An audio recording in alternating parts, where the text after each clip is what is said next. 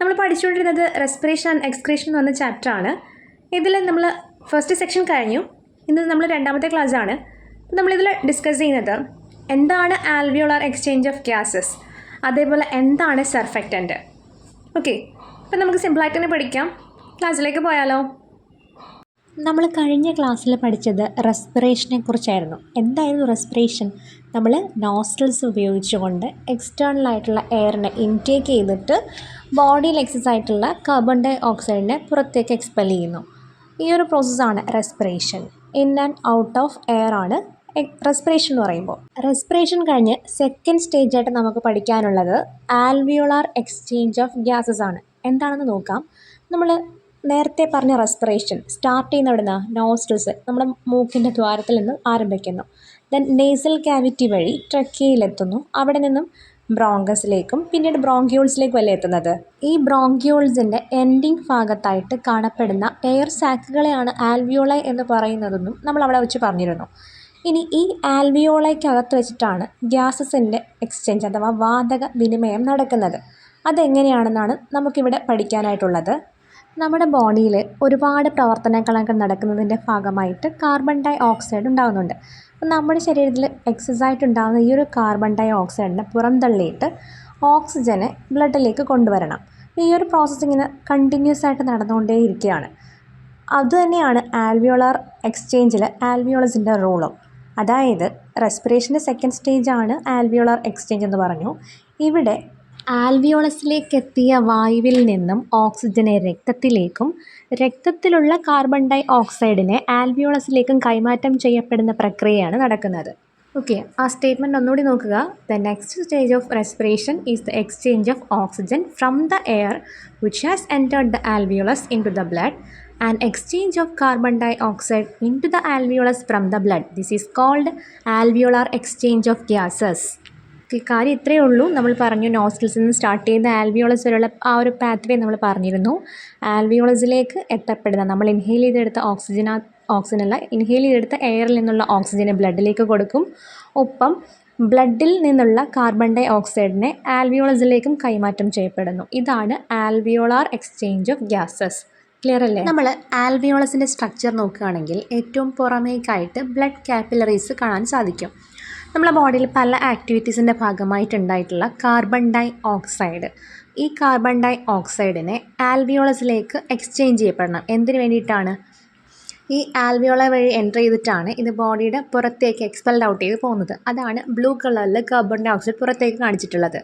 Okay, അതേപോലെ തന്നെ നമ്മുടെ ബോഡിയിലേക്ക് ഓക്സിജൻ എൻ്റർ ചെയ്യുന്നു. O2 ആണ് ഇൻസൈഡല്ലേ കാണിച്ചിരിക്കുന്നത് റെഡ് കളറിൽ.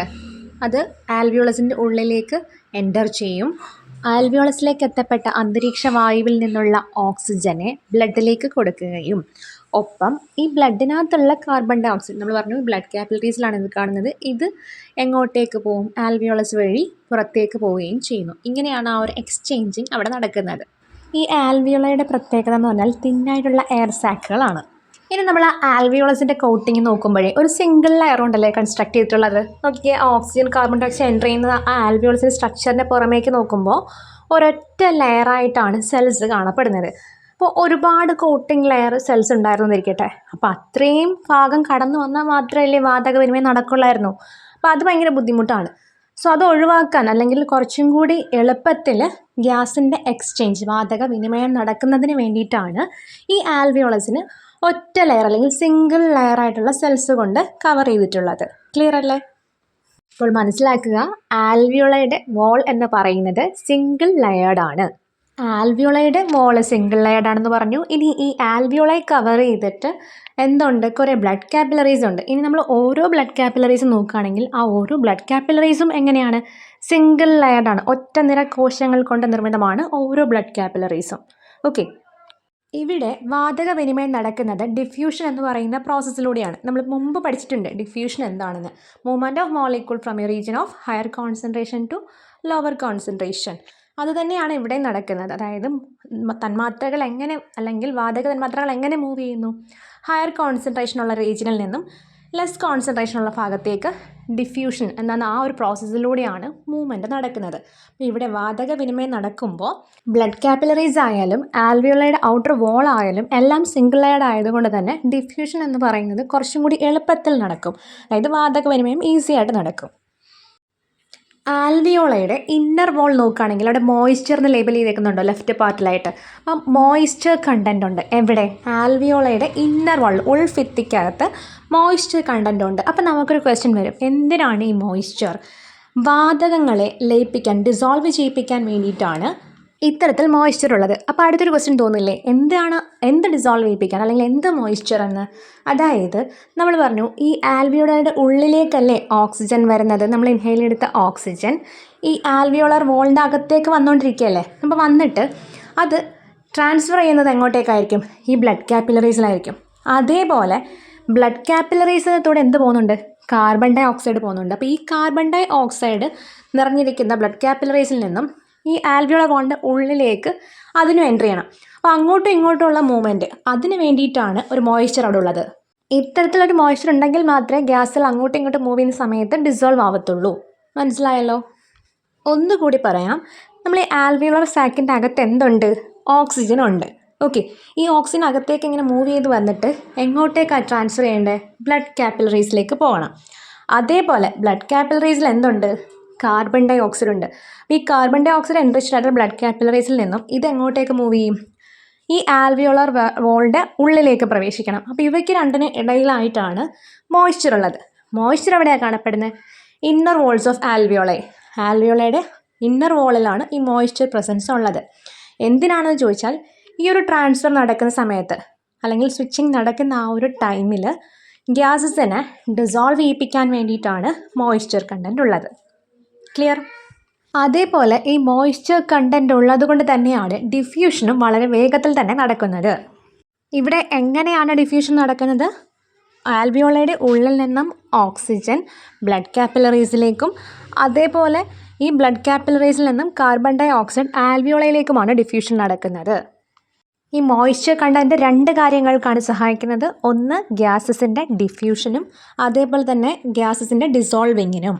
അടുത്തതായിട്ട് ഈ ബ്ലഡിലേക്ക് റെസ്പിറേറ്ററി ഗ്യാസസിനെ വഹിച്ചു കൊണ്ടുപോകുന്ന ആൾക്കാരാണ് RBC അഥവാ റെഡ് ബ്ലഡ് കോർപ്പസൽസ്. RBCs ആണ് ബ്ലഡിലേക്ക് ഈ വാതകങ്ങളെയൊക്കെ എന്ത് ചെയ്യുന്നത്? ട്രാൻസ്പോർട്ട് ചെയ്ത് കൊണ്ടുവരുന്നത്. ബോഡിയുടെ ഡിഫറെൻറ്റ് പാർട്ടിൽ നിന്നുള്ള കാർബൺ ഡൈ ഓക്സൈഡിനെ ഈ RBCs വഹിച്ചുകൊണ്ട് വരും. എങ്ങോട്ടേക്കെന്ന് ചോദിച്ചാൽ ബ്ലഡ് കാപ്പിലറീസിലേക്ക്. അപ്പം ബ്ലഡ് കാപ്പിലറീസിലേക്ക് ബോഡിയുടെ വ്യത്യസ്ത ഭാഗങ്ങളിൽ നിന്നുള്ള കാർബൺ ഡൈ ഓക്സൈഡിനെ വഹിച്ചുകൊണ്ട് RBC വരുന്നു. അതുകൊണ്ട് തന്നെ ഈ ബ്ലഡ് കാപ്പിലറീസിനുള്ളിൽ എന്തിൻ്റെ കോൺസെൻട്രേഷൻ കൂടുതലായിരിക്കും? കാർബൺ ഡൈ ഓക്സൈഡിൻ്റെ കോൺസെൻട്രേഷൻ ബ്ലഡ് കാപ്പിലറീസിൽ കൂടുതലാവാനുള്ള കാരണം ഇതാണ്. ബ്ലഡിലല്ലേ കാർബൺ ഡൈ ഓക്സൈഡിൻ്റെ കോൺസെൻട്രേഷൻ കൂടുതലാണ് എന്ന് പറഞ്ഞത്? നമ്മൾ ഡിഫ്യൂഷൻ എന്ന് പറഞ്ഞാൽ എന്താണ്? Movement of molecule from a region of higher concentration to a region of lower concentration എന്നല്ലേ.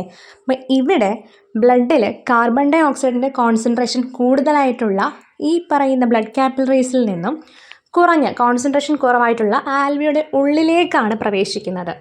മൂവ്മെൻറ്റ് മനസ്സിലായോ? ബ്ലഡ് കാപ്പിലറീസിനകത്തൂടെ കടന്നു പോകുന്ന ബ്ലഡിൽ കാർബൺ ഡൈ ഓക്സൈഡിൻ്റെ കോൺസെൻട്രേഷൻ അഥവാ ഗാഢത കൂടുതലാണ്. അതുകൊണ്ട് തന്നെ ഇവർ ഗാഢത കുറഞ്ഞ ഈ ആൽവിയോയുടെ ഉള്ളിലേക്ക് പ്രവേശിക്കുന്നു. ഡിഫ്യൂഷൻ എന്ന പ്രോസസ്സ് തന്നെയാണ് അവിടെ നടക്കുന്നത്. ഇനി അതേപോലെ നമ്മൾ ഇൻഹെയിൽ ചെയ്യുന്ന ടൈമിൽ ഒരുപാട് ഓക്സിജൻ ഇൻടേക്ക് ചെയ്യുന്നില്ലേ? അപ്പോൾ ആ ഇൻടേക്ക് ചെയ്യുന്ന ഓക്സിജൻ എങ്ങോട്ടേക്കാണ് പോകുന്നത്? ആൽവിയോളസിൻ്റെ ഉള്ളിലേക്കല്ലേ. നോക്കിക്കേ, ആ ആൽവിയോളസിൻ്റെ ഉള്ളിൽ കാണുമ്പോൾ ഏറ്റവും കൂടുതൽ എഴുതിയിരുന്നത് ഓക്സിജനെ കുറിച്ചല്ലേ. അതായത് നമ്മൾ ഇൻഹെയിൽ ചെയ്യുന്നതിൻ്റെ ഭാഗമായിട്ട് കൂടുതൽ ഓക്സിജൻ എങ്ങോട്ടേക്ക് എത്തപ്പെടും? ഈ ആൽവിയോളയുടെ ഉള്ളിലേക്ക് എത്തപ്പെടുന്നു. അപ്പോൾ ഓക്സിജൻ്റെ കോൺസെൻട്രേഷൻ അവിടെ കൂടും. ആൽവിയോളസിൻ്റെ ഉള്ളിൽ ഓക്സിജൻ്റെ കോൺസെൻട്രേഷൻ കൂടുമ്പോൾ സ്വാഭാവികമായിട്ടും അത് കുറവുള്ളത് എവിടെയാണോ അങ്ങോട്ടേക്കല്ലേ ഡിഫ്യൂഷൻ നടക്കുന്നത്. സോ ഈ ആൽവിയോളയുടെ ഉള്ളിൽ നിന്നും ഓക്സിജൻ്റെ കോൺസെൻട്രേഷൻ കൂടിയിട്ട് അവർ കോൺസെൻട്രേഷൻ കുറഞ്ഞ റീജിയനായിട്ടുള്ള ബ്ലഡിൻ്റെ അങ്ങോട്ടേക്ക് മൂവ് ചെയ്യും. അവിടെ അങ്ങനെയാണ് ഡിഫ്യൂഷൻ നടക്കുന്നത്. അപ്പോൾ ഇതാണ് ആൽവിയോളാർ എക്സ്ചേഞ്ച് എന്നതുകൊണ്ട് അർത്ഥമാക്കുന്നത്. ആൽവിയോളാർ എക്സ്ചേഞ്ച് ഓഫ് ഗ്യാസസ് മനസ്സിലായോ? രണ്ട് ഡിഫ്യൂഷനെ കുറിച്ച് ഇവിടെ പറഞ്ഞിരുന്നു. ഒന്നുകൂടി നമുക്ക് ഓവറോൾ സമ്മറൈസ് ചെയ്തെടുക്കാം. അതായത് ആൽവിയോളൈ എന്ന് പറയുമ്പോൾ ഒരു സിംഗിൾ ലെയർ ഓഫ് സെൽസ് കൊണ്ട് നിർമ്മിതമാണ് അതിൻ്റെ ഔട്ടർ വോൾ എന്ന് പറയുന്നത്. അതേപോലെ തന്നെ അതിൻ്റെ ചുറ്റിനും കാണപ്പെടുന്ന കുറേ ബ്ലഡ് കാപ്പിലറീസ് ഉണ്ട്. ഈ ബ്ലഡ് കാപ്പിലറീസും സിംഗിൾ ലെയർഡാണ്. ഇത് രണ്ടും സിംഗിൾ ലെയർഡ് ആയതുകൊണ്ട് തന്നെ ഡിഫ്യൂഷൻ വളരെ പെട്ടെന്ന് നടക്കും. അഥവാ വാതക വിനിമയം എളുപ്പത്തിൽ നടക്കുന്നതിന് ഈ സിംഗിൾ ലെയർ ആയതുകൊണ്ട് തന്നെ സഹായകമായി തീരുന്നുണ്ട്. ക്ലിയർ? പിന്നീട് നമ്മൾ എന്താ പറഞ്ഞേ, നമ്മൾ ഈ പറയുന്ന ബ്ലഡ് കാപ്പിലറീസിനകത്തൂടെയാണ് ബോഡിയുടെ ഡിഫറെൻറ്റ് പാർട്ടിൽ നിന്നുള്ള കാർബൺ ഡൈ ഓക്സൈഡിനെ RBC ക്യാരിഡ് ഔട്ട് ചെയ്ത് കൊണ്ടുവരുന്നത്. നമുക്കറിയാം ഡിഫ്യൂഷൻ എന്ന് പറയുമ്പോൾ ഹയർ റീജിയനിൽ നിന്നും ലോവർ റീജിയനിലേക്കായിരിക്കും തന്മാത്രകൾ മൂവ് ചെയ്യുന്നത്. ഈ പറയുന്ന ബ്ലഡ് കാപ്പിലറീസിനകത്ത് കാർബൺ ഡൈ ഓക്സൈഡിൻ്റെ ഗാഢത അഥവാ കോൺസെൻട്രേഷൻ കൂടുതലായതുകൊണ്ട് തന്നെ ഇവരെങ്ങോട്ടേക്ക് മൂവ് ചെയ്യും? ആൽവിയോളർ വാളിൻ്റെ ഉള്ളിലേക്ക് മൂവ് ചെയ്യും. അതേപോലെ നമ്മൾ ഇൻടേക്ക് ചെയ്തെടുക്കുന്ന ഓക്സിജൻ്റെ അളവ് എക്സസ് ആയതുകൊണ്ട് തന്നെ ഈ പറയുന്ന ആൽവിയോളാർ സ്പേസിൻ്റെ ഉള്ളിൽ ഓക്സിജൻ കോൺസെൻട്രേഷൻ കൂടും. അങ്ങനെ ഓക്സിജൻ കോൺസെൻട്രേഷൻ കൂടുമ്പോൾ സ്വാഭാവികമായിട്ടും കോൺസെൻട്രേഷൻ കുറഞ്ഞ റീജിയനിലേക്ക്, അതായത് ബ്ലഡ് കാപ്പിലറീസിൻ്റെ അങ്ങോട്ടേക്ക്, ബ്ലഡിലേക്ക് അത് മൂവ് ചെയ്യുന്നു. ഇങ്ങനെ 2 ഡിഫ്യൂഷൻസ് ആണ് നടക്കുന്നത്. പിന്നീട് നമ്മൾ മോയ്സ്ചർ എന്ന് പറയുന്നൊരു കാര്യം പറഞ്ഞു. എന്തായിരുന്നു മോയ്സ്ചർ? ഇന്നർ വോൾ ഓഫ് ആൽവിയോളസിൽ കാണപ്പെടുന്ന ഒന്നാണ് മോയ്സ്ചർ. അപ്പോൾ ഈർപ്പം, ഈ ഒരു മോയ്സ്ചർ കണ്ടൻറ്റ് ഉള്ളതുകൊണ്ട് 2 ഗുണങ്ങളാണുള്ളത്. ഒന്ന്, ഈ പറയുന്ന വാതകങ്ങൾ തമ്മിലുള്ള എക്സ്ചേഞ്ചിങ്, ഗേഷ്യസ് എക്സ്ചേഞ്ചിങ് കുറച്ചും കൂടി എളുപ്പമാവും. അതേപോലെ ഡിഫ്യൂഷൻ കുറച്ചുകൂടി എളുപ്പത്തിൽ നടക്കുന്നു. വാതകങ്ങളുടെ ഡിസോൾവിങ്ങിനും ഇത് സഹായിക്കുന്നുണ്ട്. ആൽവിയോളാർ എക്സ്ചേഞ്ച് ഓഫ് ഗ്യാസസ് എന്നുള്ള ഈ ഒരു ടോപ്പിക്കിൽ ഇത്രയാണുള്ളത്. നമുക്ക് അടുത്ത സെക്ഷൻ നോക്കാം. നമ്മൾ ഈ എയർ നന്നായിട്ട് ഉള്ളിലേക്ക് എടുക്കുന്ന സമയത്തെ നമ്മുടെ ആൽവിയോളെ നന്നായിട്ട് ഇങ്ങനെ എക്സ്പാൻഡ് ചെയ്യും, വികസിക്കും. അതേപോലെ തന്നെ എയർ പുറത്തേക്ക് പോകുമ്പോൾ നമ്മുടെ ആൽവിയോളെ എന്ത് ചെയ്യും? അതേപോലെ തന്നെ അങ്ങ് ചുരുങ്ങും. ഇത്തരത്തിലൊരു ചേഞ്ച് ഉണ്ടാവാനായിട്ട് സഹായിക്കുന്ന നമ്മുടെ ലങ്സിനുള്ളിലുള്ള ഒരു സ്ട്രക്ചറാണ് surfactant. The substances inside the alveoli which help them to expand freely when air enters and contract slowly when air is released is called surfactant. എന്താണ് സർഫക്റ്റൻറ്റ് എന്ന് മനസ്സിലായോ? അതായത് നമ്മുടെ ആൽവിയോളയിലേക്ക് നമ്മൾ എയർ ഉള്ളിലേക്ക് എടുക്കുമ്പോൾ എക്സ്പാൻഡ് ചെയ്യാൻ, വികസിക്കാനും അതേപോലെ എയർ പുറന്തള്ളപ്പെടുന്ന സമയത്ത് കൺട്രാക്ട് ചെയ്യാൻ, ചുരുങ്ങാൻ സഹായിക്കുന്ന നമ്മുടെ ലങ്സിനകത്തുള്ള ഒരു സബ്സ്റ്റൻസ് ആണ് surfactant. If the level of surfactant is too low breathing become difficult. നമ്മുടെ ലങ്സിൻ്റെ ഉള്ളിൽ ഉള്ള ഈ സർഫക്റ്റൻറ്റ് എന്ന് പറയുന്ന വസ്തുവിൻ്റെ അളവ് കുറവാണെന്നിരിക്കട്ടെ, അങ്ങനെയാണെങ്കിൽ നമുക്ക് ശ്വസിക്കുന്നതിന് ബുദ്ധിമുട്ടുണ്ടാകും. This condition is generally scene in premature babies. ചില കുഞ്ഞുങ്ങൾ ജനിക്കുമ്പോൾ പ്രിമച്വറായിട്ടായിരിക്കില്ല ജനിക്കുന്നത്. അപ്പോൾ അങ്ങനെയുള്ള പ്രിമച്വർ ബേബീസിനകത്താണ് ഈ ഒരു കണ്ടീഷൻ കൂടുതലായിട്ട് കാണപ്പെടുന്നത്. Such new born babies are prone to death. അപ്പോൾ ഇങ്ങനെയുള്ള കുഞ്ഞുങ്ങൾ അല്ലെങ്കിൽ നവജാത ശിശുക്കൾക്ക് എന്ത് സംഭവിക്കാം? മരണം വരെ ഉണ്ടാകാം. ഓക്കെ, അപ്പോൾ സർഫക്റ്റൻറ്റ് എന്താണെന്ന് പഠിച്ചു, ആൽവിയോളാർ എക്സ്ചേഞ്ച് ഓഫ് ഗ്യാസ് എന്താണെന്നും പഠിച്ചു. മനസ്സിലായെന്ന് വിശ്വസിക്കുന്നു. ക്ലാസ്സിൽ ഇഷ്ടപ്പെട്ടാൽ ലൈക്ക് ചെയ്യുക, സബ്സ്ക്രൈബ് ചെയ്യുക, കൂട്ടുകാർക്കൊക്കെ ഷെയർ ചെയ്ത് കൊടുക്കുക. Thank you for watching.